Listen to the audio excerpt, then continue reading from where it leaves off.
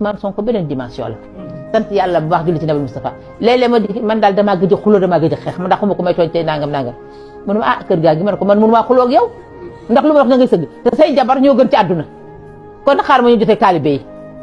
ab kii ba ca kaw fa la def daara ji su ñëwee mu Ousmane ak taalibe yi dugal loxoom di bokk di lekk ma ñëw leen ne lii dafay jógee jabar ji daal ragal na ma ndax samay coow ak samay xuloo dem tibb ñëw tagal ko Ousmane ñëw wàcc daal ne waaw mère da nga def yaa ngi añ waaw maa ngi añ mu daal yëkkati kii bi teg ko man lii nag depuis quand mun ko sa yaay dikk ne nangam mënu ko yëkkat ni ko këlëb ci biir kii bi maa toog ko kenn may ma ko sama bët bu ko yàlla neexontee ji sama bët bi du fanaan ak man Ousmane dugal loxoom xale bi dugal loxoom ñoo xëccee bopp jën wallahi lazim li may doon dama dugg ci biir jooy daal ne lii doomi yàlla du ko jox ñëpp keroog laa sumb sàpp Ousmane mbindaanum Ousmane booy bu ne te kër Ousmane kii dàq jotee jabar ñu dàq ko Ousmane ne ko toggal fi ba saa yoo amee foo jëm weeru dee mën na mu jox ko dara loolu non bet loolu kenn mënu ko wax lépp sax yàlla na ko yàlla defal cat luñ ma woo ci Ousmane Sonko ma dem luñ ma woo ma dem léeg-léeg xam ne ma noppalul ay da ngaa sonn di bayat c'est inquiétant di war a ko mu toog man dama ko doon bàyyi politique bi parce que lii métti na ci sama xol métti na ci ñun ñëpp waaye billahi wala taala keroog ma ko ne bàyyi politique bi daf ma ne da ngay ñibbi léegi man ko am mënu jógoon ñu dem ma woon la tuuti ñu jóg doxantu ma ak moom romb benn kër rombat benn kër mu ma xoolal fii ma xool kër goo xam ne gii xottu saaku lañ ko def li ci des ay briques lañ ko ñuux ak kii ma ne ko fii de kenn da ko fi xam naa xanaa xëy na borom da koy jaay Ousmane mënoo jënd kii bi pàcc bi jot ma kenn jaayu ko kii dañ ko koo abal mu nekk fi ko njabootam sama waa kër ñu tibb di ko jox man ni mën naa lekk ba suur bay géej leen ngeen lekk ba suur te kii du lekk sama xool tooy leen ma xool ndaw si mu ko gisee ma di daal daw génn président encore Sonko ak président Sonko di làkk ay tukulóor ne moo ko yekk xam nga loolee nit Sénégal léegi ku nekk sa bopp nga faale kii nga dendal bu yeboon na di xiif mais Ousmane wax baat bii te sori na ko trop mu ne du ma lekk ba suur te kii lekkul loolu léegi daal ñaanal ko yàlla rek ngeen ko war a defal. may woo képp kuy patriote képp kuy sympathisant nga mobiliser wu ci bés boobu. Sénégal ziar naa leen màggal naa leen di leen jox seen wàccuwaay da ngay seet lii rek ñun ànduñu politicien de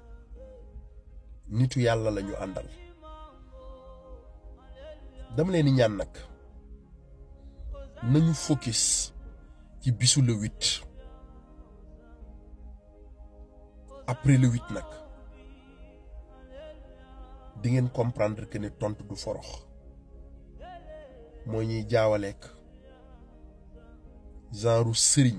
soi-disant oustaz yi ñu bett ci biir oto xale bu jigéen di leen màccal ak borom xol yu bon yeeg ñi iñaan ñeeg yéen ñépp da ngeen di xaar ba après le 8 parce que fi mu toll nii non le 8 moo ñu leen gënal ñu focus ci le 8 akamaa yërëm noonu Seydina Ousmane Sonko mu sell mi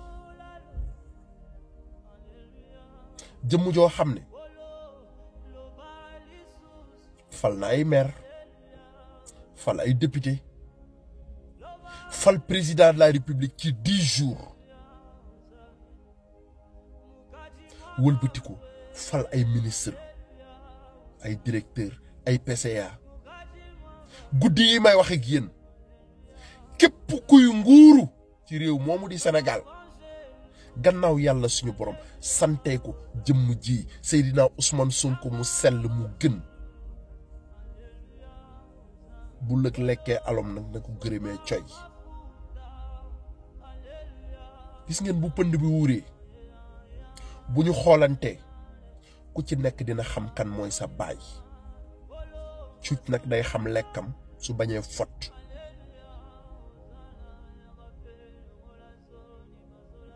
mbaa leer na après le 8 incha allah di ngeen jot seen tontu mais fi mu toll nii heure bii nii waxtu wi nii jamono ji noonu le 8 rek taluñu leen wallahi taluñu leen focus jëm ci le 8